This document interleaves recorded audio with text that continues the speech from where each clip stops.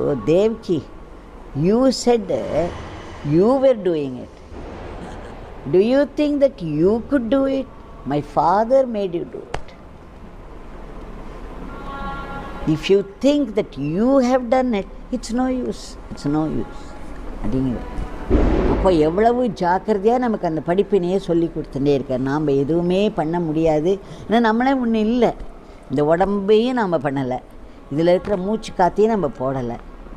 நம்ம என்ன பண்ணினோம்? இந்த உடம்பு என்னோடய உடம்பு, இது வந்து என்னுடைய உயிர்னு சொல்கிறதுக்கு நம்ம ஒன்றுமே பண்ணலையே. அப்போ நம்ம எங்கே இருக்கோம்? நம்ம இல்லவே இல்லை. இல்லாத ஒன்றை இருக்கிறதா நினச்சிக்கிறதுனால தான் இந்த அகங்காரங்கிற நான் வந்து மாயை. அப்படி ஒன்று கிடையவே கிடையாது இல்லையா?